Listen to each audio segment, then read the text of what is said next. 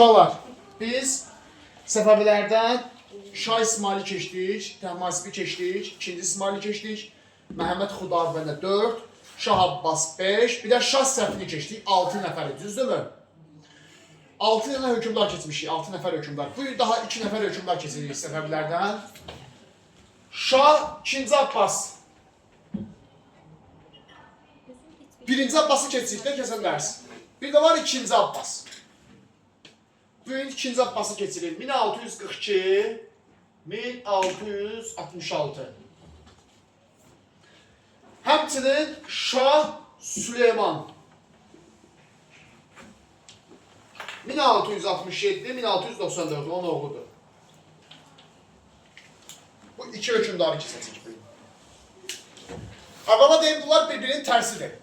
Osmanlıdakı şeyə bənzir, 2-ci Bəyaziddən Səlimə. Bir-birinin ata oğul olmalarına baxmayaraq bir-birinin necə tərsidirsə. Şah 2-ci Abbasla Şah Süleyman bir-birinin tərsidir. Ümumiyyətlə, belə yadda saxlayırsınız. Səfəvi dövründəki Abbasların hamısı güclüdür. Hamısı qüdrətlidir, ağıllıdır. 2-ci Abbasla 1-ci Abbas kimi qüdrətli Səfəvi hökümdarıdır. Bunun dövründə çox böyük uğurlar var. Amma Şah Süleyman onun tərsi olacaq. Deməli, Şah 2-ci Abbasın dövründə birinci hadisə nədir? Orada yazacaqsınız ki, görəcəksiniz ki, mətbəə gətirməyə cəhd göstərib. Cəhd nədir? Yəni gətirməyib, sadəcə çalışıb. Mətbəə nədir? Kitab çapı. Eşitmişsiniz də mətbəə, kitab çapı. Kitab var idi. Təbii ki, bütün dünyada kitab belə deyil də, eramızda 5-ci əsrdən bəri var. Amma kitablar əl yazma ilə yazılırdı. Başa düşdünüz? Əl yazma ilə kitab yazılırdı. Xəttatlar tərəfindən. Bu da kitabın sayının artmasına, keyfiyyətinə mənfi təsir göstərirdi. Amma Avropada artıq bizim eranın 15-ci əsrindən etibarən kitab çapı var idi. Almaniyada ilk dəfə kitab çapı olur və kitab çapı bütün Avropa ölkələrində var idi. Kitab çapı nə deməkdir? Elm və təhsilin inkişafı.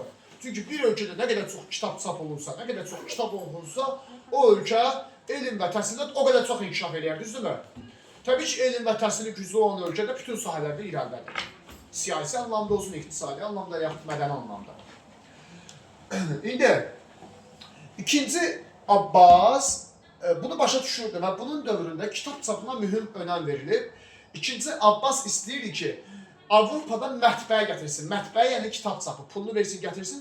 Qoy Səfəvi dövlətinə də kitab çapı baş tutsun. Düzdür, biraz bahaydı o dövrdə bu aparat. Amma istəyirdi ki, Səfəvi dövlətində də bu kitab çapı baş tutsun. Mətbəə çap olunsun. Səfəvi dövlətində də bu çox yaxşı bir layihə idi 2-ci Abbasın dövründə. Amma baş tutmayacaq, sadəcə cəhd göstərib. İkinci məsələ, 2-ci Abbas yazılacaq ədalətli siyasət yürüdüb. Çox ədalətli bir hökümdar kimi tanınır 2-ci Abbas. Ümumiyyətlə, hətta Şah 2-ci Abbas Səfəvi tarixinin ən ədalətli hökümdarlarından biridir. Ədalətli siyasət yürütmüşdür. Kəndlilərin yazılıb rəiyyəti. Rəiyyət kimdir? Kəndli. Borclarını ləğv edib. Borcları ləğv edib. Hakimiyyətə gələndə hətta bundan qabaq bəzi sənətkarların, bəzi kəndlərin xəzinəyə borcu var idi, dövlətə borcu var idi. Həmin borcları ləğv edib. İnsanlara güzəşt edib. Başa düşdünüz? Sonra ədalət divanı yaradıb. Ədalət divanı elə bir qurumdur. İnsanların problemlərinə ədalətli şəkildə baxırdılar orada. Buna deyilir, ədalət divanının yaradılması. Bu olur 2-ci Abbasın dövründə həyata keçirilən tədbirlər. Kimizə sualı var bura qədər? Görürsünüz, bu necə də hökümdar, xeyirxah hökümdardır və maarifçi bir hökümdardır da, elmə təhsilə dəyər verir, kitab çapına çalışır, ədalətli siyasət yürüdüb, ədalət divanı yaradıb və dövründə ən vacib bir hadisə var uşaqlar. Səfəvi Rusiya münaqişəsi. Baxın, ilk dəfədir ki, siz Rusiyanın adını eşidəcəksiniz burada. Bundan sonra çox eşidəcəksiniz Rusiyanın adını. Vaxtaşı Rusiyanın təzə güclənməyə başladığı dövrlərdir. 1653-1662-ci il. Səfəvi Rusiya münaqişəsi fikir verir 9 il gedir. 1653-dən 62-ci ilə qədər Səfəvi Rusiya münaqişəsi baş tutdu. Amma müharibə deyil uşaqlar. Yəni, tam olaraq hərbi əməliyyatlar baş tutmadı da, sadəcə münaqişə oldu, gərginlik oldu. Bu səbəbi nədir? Terekdə qala tikmək. Yenə bunun adını çəkirik burada. Bu Terek qalası var. Terek çayı, bir də Terek qalası var. Elə bir Dağıstan tərəfdə, Azərbaycanın düz üstündə, Dərbətdən biraz yuxarıda. Rusiyanın Səfəvinin sərhəddir. Ora neytral zonadır. Orada heç kim ordu saxlaya bilməz, qala tikə bilməz. Amma ruslar başlayır orada qala tikməyə. Orada əsgər saxlamağa. Yavaş-yavaş o bölgəni nə eləmək istəyir ruslar? İşğal eləmək istəyir. Burada bir işğalçı niyyəti var. İkinci Abbas buna etiraz edir 1653-də. Ruslara nota göndərir ki, qalaları dağıt, sən niyə qala tikirsən orada? Sənin orada qala tikməyə haqqı yoxdur. Ora neytral zonadır, bir tərəf zonadır. Başa düşdün? Ruslar qalanı dağıtmır. Sonra 2-ci Abbas onlara bir də nota göndərir. Bunlar arasında bir 9 il gərginlik yaşanır. Tam müharibə yox, gərginlik yaşanır. Axırda Abbas 1662-ci ildə sonuncu notasını verir. Əgər qalaları dağıtmasan, sən gedib özüm dağıtacam o qalaları. Müharibə elan edəcəm sənə. Ruslar qorxurlar, Səfəvinin dediyini eləyirlər. Qalaların hamısını dağıdırlar. Ha, onlar da mı oldu? Ha, qüdrətli hökmdar olub 2-ci Abbas. 1-ci Abbas kimi, 2-ci Abbas da qüdrətlidir, babası kimi. Deməli, bu məsələdən 2-ci Abbas qalib ayrılıb, Rusiyadan münaqişədən. Qalib ayrılıb, qalaları dağıtdırıbdır Rusiyaya. Yaxşı, Ruslardan qorxmayıb, geri çəkilməyib. Bu onun 2-ci Abbasın dövrü. Xarici siyasəti uğurludur, Rusiyanın münaqişəsi gördüyümüz kimi. Daxili siyasəti də ondan da uğurludur. Ədalət divanı yaratması, kitab çapına cəhd göstərməsi və s. Kitab çapı uğurlu oldu. Yox, kitab çapına cəhd göstərir, uğurlu olmayıb. Cəhd, yəni çalışıbdır sadəcə. Şah Süleyman 1667-1694 onun oğludur, amma onun tərsidir. Çox avaranın qabağında gedənidir. Böyük oğludur onun. Bu adamın işi gücü ancaq pulgirlikdir. Rüşvətxorluqdur. Başa düşdünüz? Şah Süleyman kitab çapını yarımçıq qoyur. Bu səbəbinin biraz şansı harada gətirilir? 2-ci Abbas tez ölür. Əslində 24 il elə də çox vaxt deyil. O vəsaiti ayıracı idi ki, mətbəyə gətirilsin Avropadan. Amma 2-ci Abbas qəflətən dünyasını dəyişdiyi üçün Şah Süleyman gəlir, həmin pulu ayırmır Avropa ölkələrinə. Ona görə kitab çapı baş tutmur Səfəvi dövlətində, yarımçıq qalır. Bu Şah Süleyman ən böyük səhvi idi. Şah Süleyman axmağın biri idi. Deyir ki, neyini sizə kitab oxuyun, gedin mədrəsədə ancaq Quran oxuyun, bəsdir. Astronomiya, biyologiya, bu tip elmlərə dəyər vermirdi bu adam. Ona görə də Səfəvilərdə kitab çapı baş tutmur və gələcəkdə Səfəvi zəifləməyə başlayacaq. Gələcəkdə Səfəvi dövləti tənəzzül etməyə başlayacaq. Əslində durğunluq, Səfəvilər dövlətinin durğunluğu Şah Süleymanın dövründən başlayır. Şah Süleyman dövründən başlayır. Dövlətin durğunluq prosesi. 2-ci Abbas qüdrətli idi amma. Tənəzzül demək. Deməli, kitab çapını yarımçıq qoyan Şah Süleymandır. Çalışan 2-ci Abbas'ı yarımçıq qoyan Şah Süleymandır. Sonra Şah Süleymanın dövründə Səfəvi Rusiya müqaviləsi var. Ticarət müqaviləsi. 1667. Fikir verin. 2-ci Abbas Rusları buradan qovalayıb. Onların burada qala tikilməsindən mane olub. Düzdür, Rusları özünə təhlükə sayırdı 2-ci Abbas. Amma Şah Süleyman əksinə Ruslarla yaxınlaşıb. Görürsünüz, yenə tərsidir Şah Süleyman 2-ci Abbasın. Gedir, Ruslarla 1667-ci ildə ticarət müqaviləsi bağlayır. Hətta ticarət müqaviləsi şərtində yazıb ki, Rus tacirlərinə Səfəvi ərazisində gömrüksüz ticarət eləmək hüququ verilir.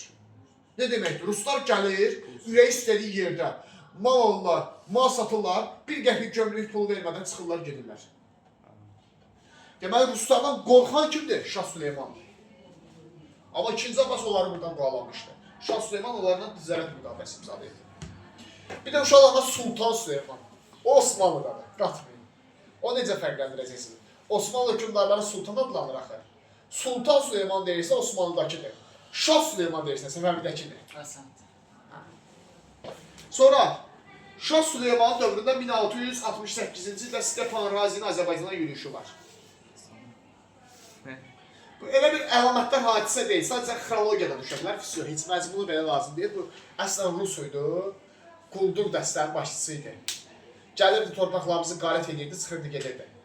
Bunun adına yer də formalaşıb sonralar, Razin qəsəbəsi. Başqanım. Axırda da keçirirlər, bunu şey edirlər, edam edirlər. Şah Süleymanın dövründə dövlət. Buranın? Razin ermənilər qoydu. Başqanım qız qoydu. Ay, yox, Rus Kazakdır, əslən Rusdur. Adı Razimindir. Razin. Всё, oldu Şah Süleyman dövrü. Sualda qaldı kimsə? Səfəvi ilə bağlı, daha doğrusu deyək, Səfəvinin sosial, iqtisadi və mədəni vəziyyəti ilə bağlı Bəzi yeniliklər var. Hə, elə olar da, yazın deyirəm.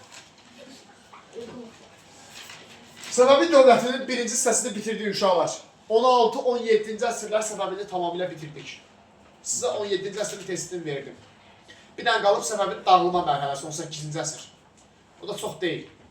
Zamanın gəlində onu keçəcəyik. Sonra xanlıqlar. Hə. Deməli, Səfəvidən indi digər xüsusi xırda detallara toxunaq. Məsələn, kəndli qrupları. Belə bir anlayış var. Kəndli qrupları, bir də var, uşaqlar, feodal qrupları. Feodal kimdir, kəndli kimdir? Feodal belə deyək, bizim dildə deyək, varlıdır, yəni iri torpaq sahibidir. Kəndli də ondan asılı. Kəndli də ki, onun aslı torpaqsız qalan əhalidir, eləmi? İndi bir məsələ var da, varlının da, biri var lap varlısı, biri var biraz varlısı, başa düşdünüz? Polisdə kasımın biri var, biraz kasımın, biri də var çox kasımın. Lap kasımın. Ayışdınız? İndi onların da bölüşdürülməsi var. Biz şimdi onları ayırt edəcəyik. Gəlin birinci varlılara baxaq. Həmişə birinci varlıdan başlayırıq. Feodal qrupları. Feodal qruplarının birinci qrupuna daxildir hərbi əyyanlar. Əyyan feodal deməkdir də. Tutar, bura deyirlər. Bunları deməmişəm keçən. Hərbi əyyanlar, feodalların birinci qrupuna daxildir uşaqlar. Hərbi əyyanlar kimdir? Orduda yüksək vəzifə tutan şəxslər. Onlar birinci feodal qrupudur. Ən hörmətli və ən varlı feodal qrupudur. Ən çox torpaqlı onlardadır. Hərbi əyyanlar.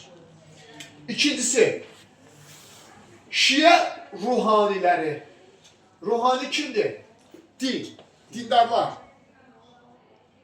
Varlı dindarlar ikinci qrupdur. Dindarlar varlıların ikinci qrupuna aiddir, feodalların ikinci qrupuna aiddir. Düzdür, hərbi əyyanlara qədər önəmli şəxs deyirlər, varlı deyirlər. Amma onlar da feodaldır. Hardan baxsan yerdə varlısan, başa düşdünüz? Yaxşı. Üçüncüsü, yerli məmurlar. Bu sıravi varlılar. Adi, məsələn, icrada vəzifə tutan biri. Tutaq ki, jek müdürü. Ən varsa hərbidir, hərbi. Hə. Çünki bilirsiniz ki, orduda vəzifə tutursa, bunun gücü çoxdur, torpağı çoxdur, başa düşdünüz. Şiə ruhaniləri, bunlar da bilirsiniz ki, Səfəvi teokratik dövlətdir. İstərseniz bunların da torpağı falan, dindarların da torpağı falan çox olacaq. Yerli məmurlar isə sıravi şeylərdə, jekçilər falan deyək, indiki dildə. Başa düşdünüz, bu feodalların 3 qrupudur. İndi kəndlərin qruplarına baxaq. 3 kəndli qrupu var, 3 dənə feodal qrupu var, 3 dənə kəndli qrupu var. Çox vacib şeydir, amma ən çətin yerləridir bu. Səbəblərin o sosial-iqtisadi vəziyyətinə aid. Birincisi, rəiyyətdir. Rəiyyət kəndlisi daxildir. İkincisi, Rəncibər kəndlisi daxildir. Üçüncüsü, Elat kəndliləri daxildir. İndi bunların fərqi nədir? Rəiyyət.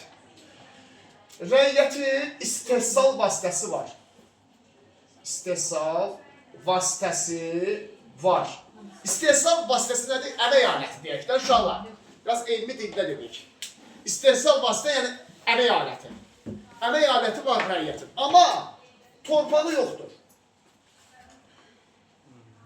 Ya torpağı yoxdur ki, becərmək. Tutaq ki, bunun lapatkası var, nə bilim, direli var, çəkici var, əmək aləti var.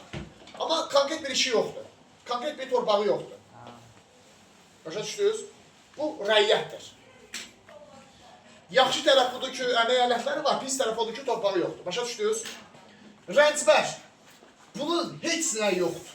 Ən bədbəxti budur. Karl Marx bunları lümpen adlandıracaq gələcəkdə. Yəni deyir, bunlar səfil həyatı yaşayır. Rəiyyətin əmək aləti var, heç olmasa torpağı yoxdur. Rəiyyətin nə əmək aləti var, nə torpağı var. Bu nə işi olsa işləyər. Daşdan pul çıxan adamdır az qalır, elə bilin. Elat. Bunlar kəndin içində ən yaxşı yaşayışa malik olandır, Elat. Elə bir Elatı belə təsəvvür edin. Kəndlidir, amma qəşəng bir qastuku var, ağ sarıska geyinib, kostyum geyinib, amma kəndlidir. Varlı kənd. Varlıya bənzər. Varlıya bənzər, varlı deyəməyiz. Varlı fason. Hə, niyə? Göstəriş adamı. Niyə?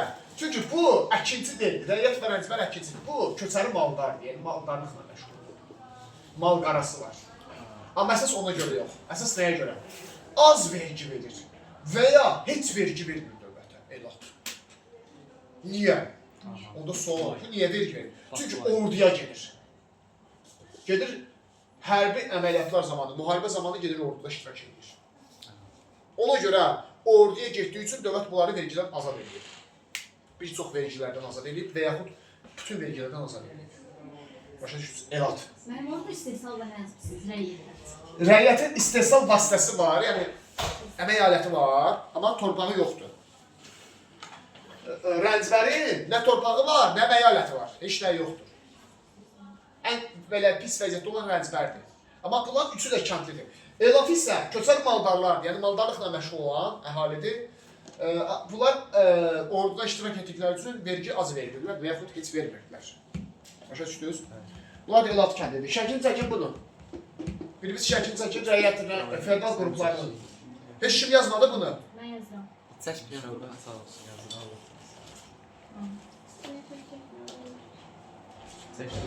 Çəkdi. Sonra Bir də isim bilməliyim. Köçəri malda. Sən çəkirsən. Ya bax. Çəkmək istəyirsən. Sonra səbəbi dövlətinin sosial-iqtisadi vəziyyətində Mənim elat simində. köçəri maldardır, az vergi verir, orduya verir.